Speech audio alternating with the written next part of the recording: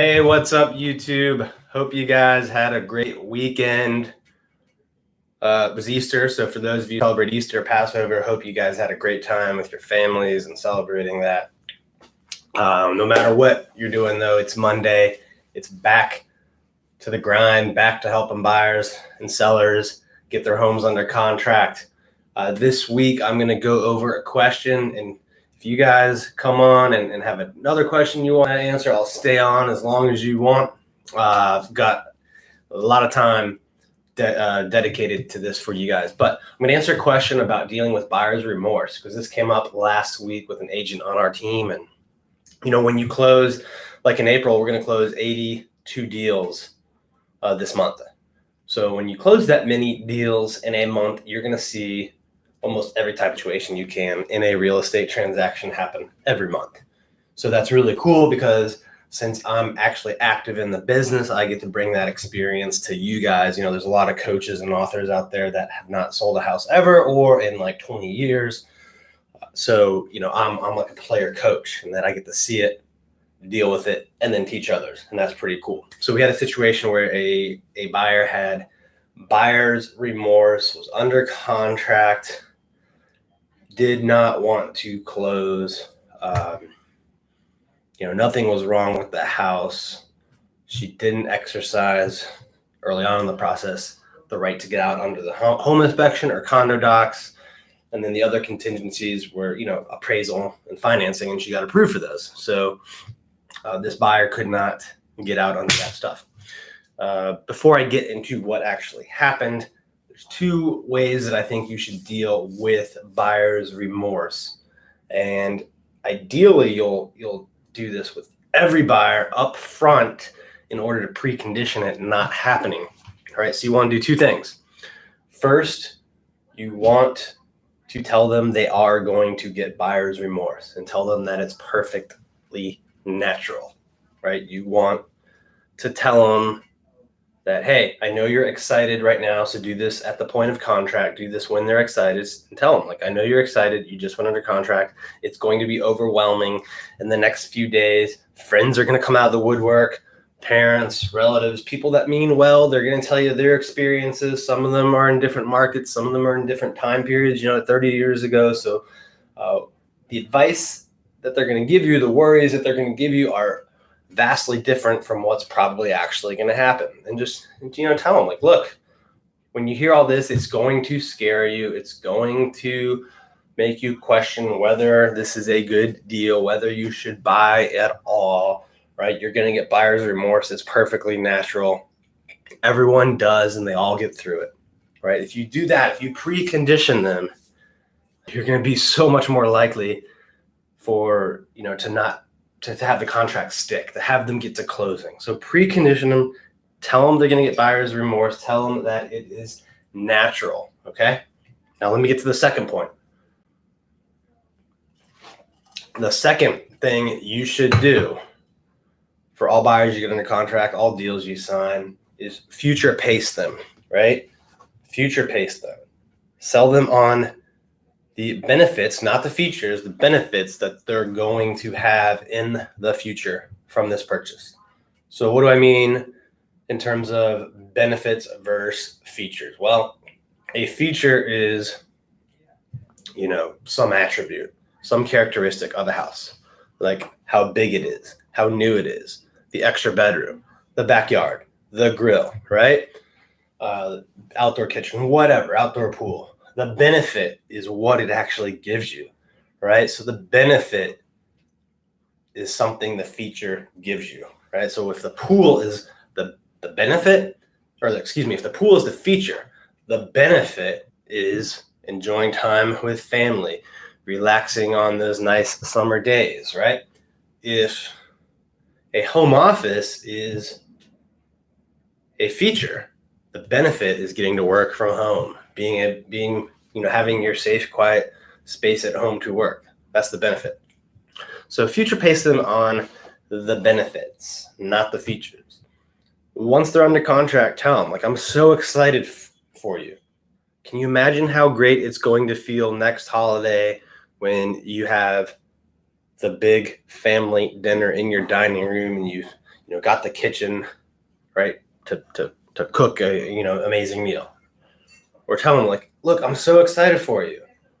Can you imagine how it's going to be next summer when your kids are able to play in this big backyard? I know that you want it. You're going to have so much fun out there with them. All right. So future pace them on the benefits. If you do those things up front, you're going to kill off buyer's remorse 90% of the time. Unfortunately, if you do enough deals, it's, even if it's kills it off 90% of the time, you're still going to have to deal with it 10% of the time. All right. Nobody wants to deal with it. It's not fun. If it does come up, one of the best techniques I've found is to use the feel, felt, found method, right? Feel, felt, found. So you tell them, I understand your concern. I feel what you're going through. I understand it and I feel it, right? So you're telling them that you empathize with them. That's the feel. Second part, felt. Others have felt that way before, right? So in that first step, feel, you're telling them, I empathize with you. The second step, felt, you're normalizing. You're telling them, like, look, others have felt this way before. What you're going through is normal. All right, now you bring it home with the third point. The third point is found, right? What people, others have felt that way before, but when they get through the process, when they get through this initial concern, when they get through the worry, what they have found is the situation, wasn't what they thought, or that they were making the right choice, right? So you're telling them you feel what they're going through, telling them that others have felt that way before, normalizing it, and then telling them, but in the end, they find out that they're happy when they do, ABC, when they go through with the contract.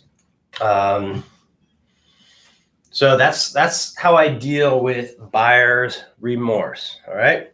We got a couple questions here.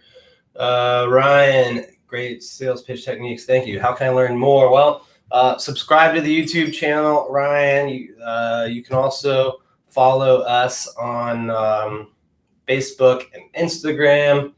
And you can also go to hyperfasttrial.com and learn more about joining our inner circle. So that's a great way, hyperfasttrial.com. I'll type that in the URL or in the comments. So you can try us at hyperfasttrial.com. Neil, how's it going, man? Thanks for the congrats. All right, so it looks like you're doing more community content.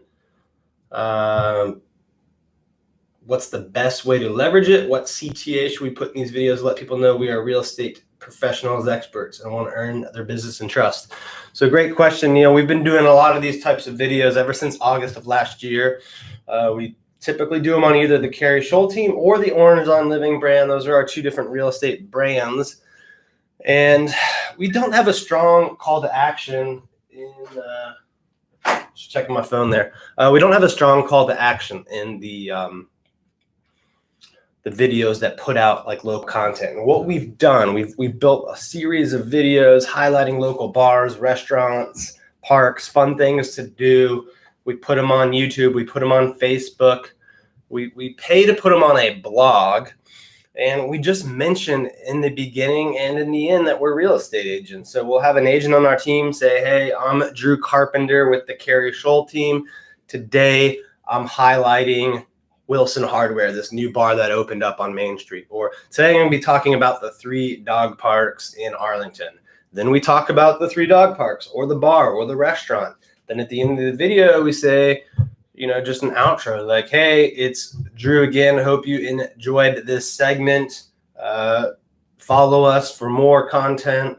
And if you have any real estate questions, we're here. Something like that. It's just kind of like an elegant mention at the beginning and at the end. And Neil, what we found is, the real estate blog.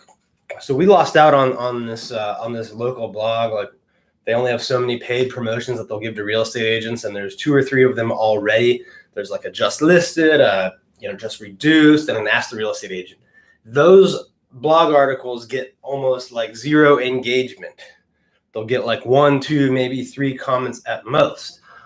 We'll get like 10, 20. We've even had like as many as 30 comments before on this local content stuff. So more people are there, more people are seeing it. We're getting more views, and we're just mentioning in it that we're real estate agents. Now, what you could do is continue to make those videos, build up your brand, build up awareness in the community, and then put a pixel on the video or some way to track it with Facebook if your videos are on Facebook, or a way to track it if it's on your own page or YouTube, and retarget the people that watch it, right? So those people are warm to you, they like your content. Retarget them with a stronger call to action or a video that's highlights a more specific real estate service that you offer. The good news is just doing them is going to help you win, even if you don't see the result, because it's so cheap to get that attention right now online, and you're doing awesome things, building up your brand. And we noticed it too, that the more we did these videos highlighting things in the community, the better our open house leads would convert, the better our Zillow leads would convert, the better, all leads would convert, basically, because they've seen us 7 or 8 or 9 times when they, at the time that they saw that more point of sale type ad. So that's the cool thing to remember. And people don't usually buy the first time they meet someone. That's like super, super cold. So if you're throwing a Zillow ad out there, you're throwing a open house ad, or you're meeting someone at the open house, and that's the first time they meet you, that's a hard conversion. But if they've seen your video talking about local cool stuff in the community, it's going to convert better. So that's how we've taken that approach in the videos that are just local content that are non-real estate. We just mention in the beginning and the end that we're part of a real estate team, and then we retarget those with stronger call to actions, stronger videos. And we've noticed this approach has worked a lot. It's been amazing, more than I ever thought it would. So hopefully that helps. If you guys have any other questions, make sure you tune in next week at 1 o'clock Eastern. I'll be on next Monday at 1 Eastern, and subscribe to our channel. We got a lot of great blogs, or a lot of great podcasts coming out this week. I'll see you guys later.